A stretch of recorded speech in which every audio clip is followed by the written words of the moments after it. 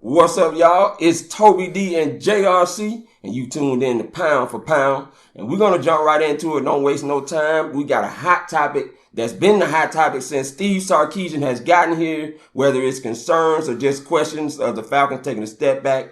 But I'm going to ask J.R.C. because he's been looking into Steve Sarkisian and trying to see how this offense is going to be the same. The first question I got to ask you based on Steve is he's not shied away from his love for Tevin Coleman and the Devontae Freeman combo. How do you feel about what's going to go down with those two this season? Well, I think you have the options, right? Because of how versatile Tevin Coleman and Devontae Freeman both are. Right. You know, they're similar but different. You know, you got Devontae, who's more of your cutback. And okay. Tevin, who's more of your, one cut and downhill, right? Mm-hmm.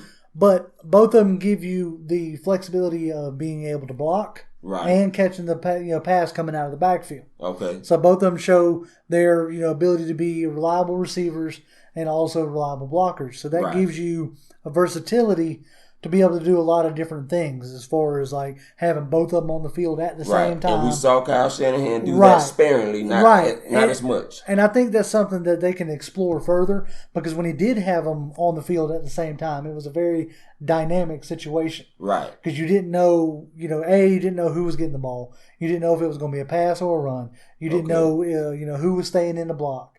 And anytime you could confuse a defense like that, don't give them any keys. That's a formula for success. Right. So I think it's something that you can see, hopefully see Sarkisian doing more of. Right. Because that was something that he did, quite a bit in his stops at USC and Washington. Okay. Was use both, two back sets and multiple tight end sets. Okay. And speaking of tight end sets, you heard Matt Ryan talk about Austin Hooper, and he feels he's going to take an even bigger leap this season. Right.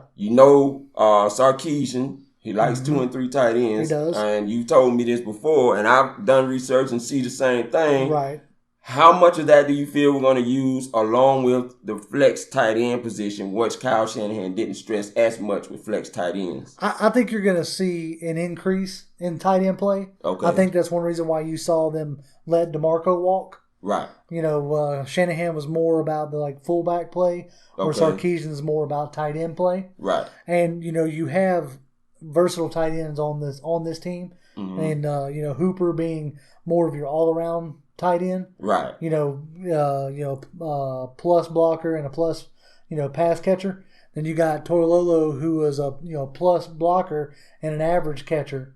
But then you got Perkins, who's more of just a catcher. A receiving tight end. And that seems to be what our 5th round pick, Eric Solbert out of Drake. He seems to be more of just the receiving tight end, athletic, stretch the field. But keep in mind, Perkins played under Sarkisian in Washington. Right. So he has that familiarity. So I can definitely see, Sarkisian emphasizing, Austin Hooper in the flex. I mean, can you imagine, a 3 tight end set with Hooper flexed out wide, and then Perkins and Toilolo on the ends for either max protect or another receiving threat to leak out. That would be hard to defend. Right. That would be hard to defend. It's all about keeping the defense off balance, and that's yet another way that Sarkisian should be able to keep the defense off balance. Okay, now speaking about keeping the defense off balance, the no huddle. Oh, yeah. Kyle Shanahan didn't really like to use it as much. He used it more in the second year than the first year. True. But Sark has taken it to the next level in how he likes to use it. How much do you think we're going to see that this season? I think you're going to see it quite a bit more. And I think you're going to see it, the flow of the game dictates. That's the one thing that you can't just go no huddle all the time. Right. If you can catch the defense in a favorable formation for the people that you have on the field, that's the time you tend to implement it. Mm-hmm. But even last year, you caught glimpses and you heard small reports about, even in the no huddle last year, there were plays that Matt Ryan couldn't check out of. Right. Or, and that's, if you're going to go no huddle, it's got to be like a Peyton Manning, Tom Brady-esque no huddle. Right. Like you have to give them the control, the quarterback the control to make those calls, to make those adjustments, to make those, those plays. So, I mean, Matt Ryan has that ability, and he has that that mindset. I mean, coming out of college, early part of his career, he was heavily compared to Peyton Manning, for his intelligence more than his skill set. Right.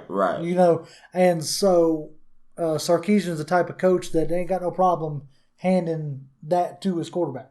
Now, speaking of that, I also heard that his no huddle is extremely fast, very up-tempo. fast. I'm talking faster than probably like a Chip Kelly-ish type of fast speed offense. Yes, they if you saw the video that they put out on Falcons.com, you hear the quote, where Sarkisian's like, give me that burst. Right, look right. at that burst, Right. and he wants that tempo to be quick because that's yet another way to keep defenses off balance. Right. Don't give them a chance to really, I know I've said it about 5 times now, but key in on what you're trying to do.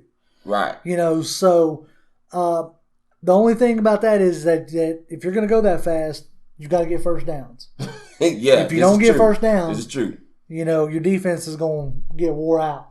Okay, speaking of first downs, how do you feel about the bubble screen, and how much of that do you think we're going to see as opposed to Kyle Shanahan doing it on a sparingly basis despite the success we had in 2017? I think you've got 2 receivers that have a skill set that makes that, a useful gadget to use. And Taylor Gabriel in his speed. Mm-hmm. Nobody can doubt that.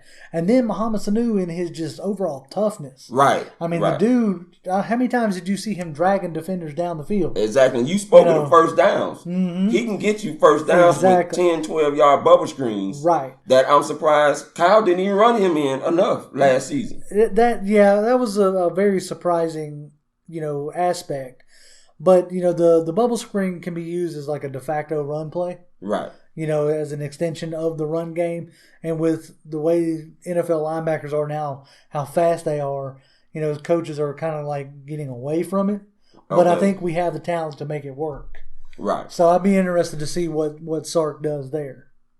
And that's pretty much it.